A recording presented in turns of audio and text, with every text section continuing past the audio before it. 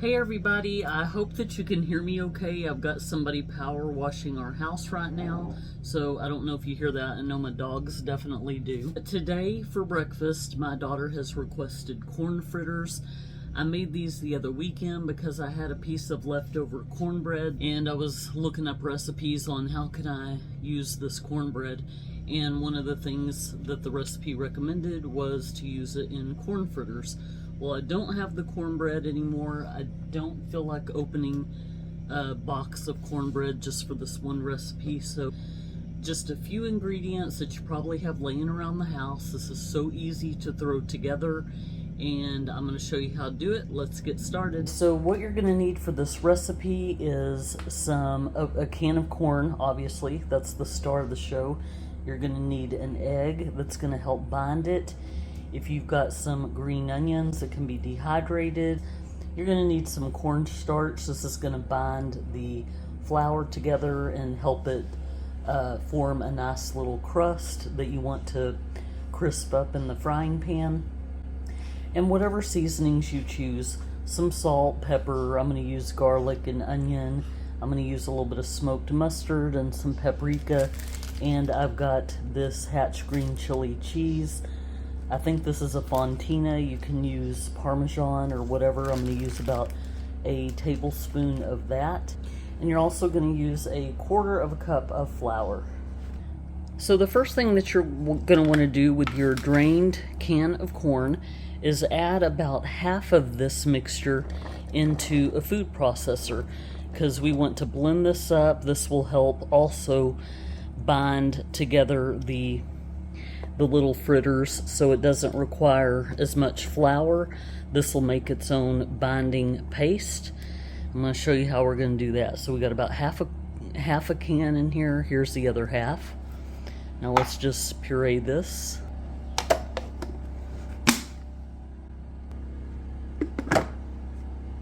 Now that we have pureed this into a paste, we are going to want to remove a lot of this water. So we're going to transfer this to a pan and cook some of that water out of it.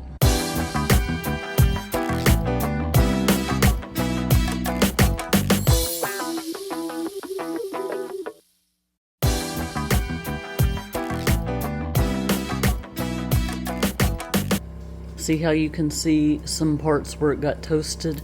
That's exactly what you want. Now let's do the same thing and roast the other half of the can of corn.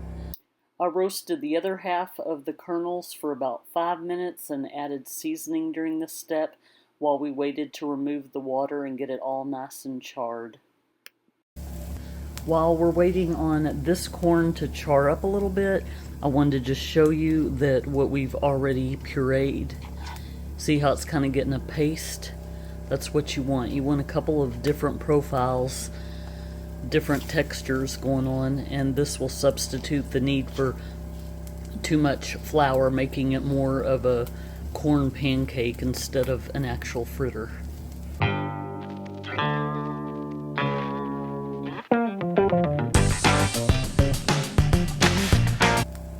So the leftover corn is nice and roasted. I'm going to go ahead and add it back to this pureed corn. I'm notorious for using the wrong pans and spatulas and gadgets.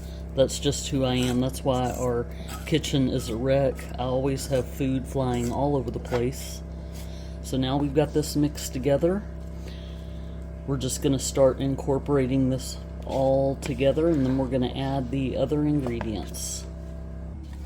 Now this would also be the step where you add the additional seasonings. I'm going to put in some smoked, whoa, that was blurry, some smoked mustard. Now I'm going to add a little bit of onion powder, a bit of garlic powder. I'm going to grate about a tablespoon of this Hatch chili into the corn.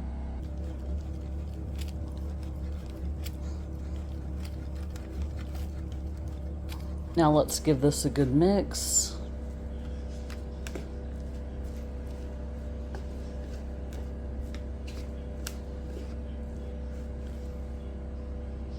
Now I'm going to go ahead and add some of these green onions.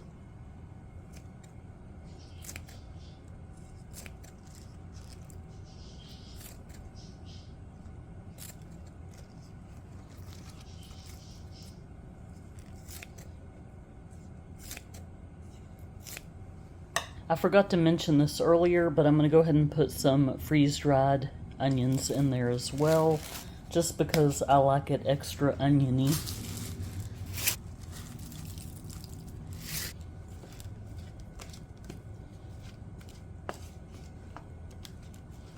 Okay, let's go ahead and add the egg.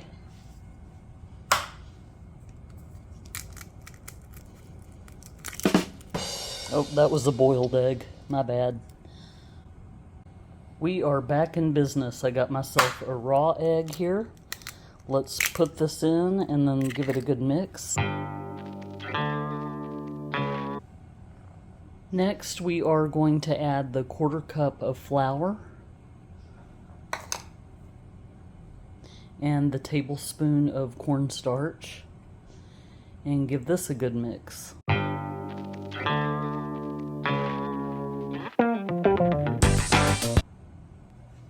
So I'm just going to put a little bit of olive oil into a pan and let that heat up. You can use whatever type of oil you use to fry.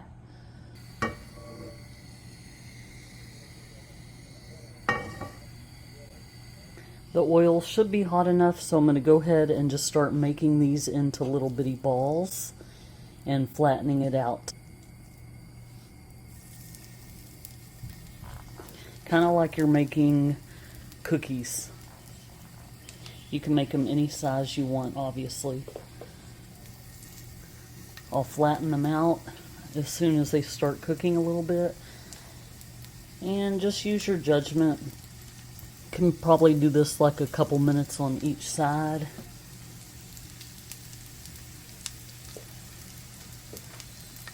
Probably should have used like an ice cream scoop instead of my bare hands. Once again, not one of my smartest decisions.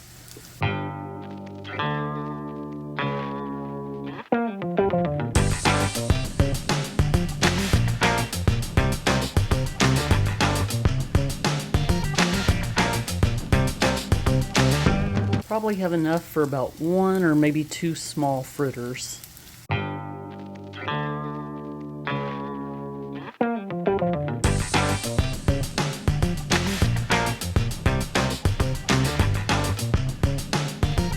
While we wait for these fritters to cool, I am going to make a really quick, easy dip. I am going to use some of my Japanese mayonnaise. You can use any type of mayonnaise that you want, but this also, you can use it to drizzle on top of the fritters to make it a little bit more fancy. And then I have this open can of chipotle in adobo sauce, and I am just going to take a little bit of sauce. I don't want this to be too spicy for Olivia. I'm just going to put that in there. And then you can use either regular maple syrup. I'm going to put some smoked maple syrup in here. And this just gives that sweet, smoky, savory vibe that makes a really good sauce.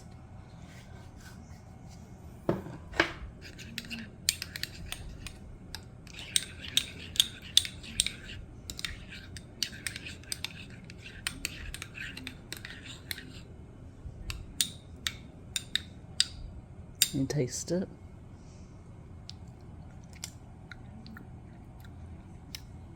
That's pretty good, but I'm going to put a little bit more syrup in there. Kind of, reminds me of if you've ever had corn fritters with honey butter. This is kind of just like a, I don't know, an elevated version of that. Got sweet, got tang, got a little bit of spicy kick. Let's see. That's good. So like I said, I don't want to make these too soggy for her because I don't know when she's going to eat them, but just going to drizzle one just like that. So you can serve this as a side with dinner, Or you can do this as a breakfast. Let's see what that looks good. That is so good. Alright guys, hope y'all give this a try. Let me know your thoughts. Have a good one.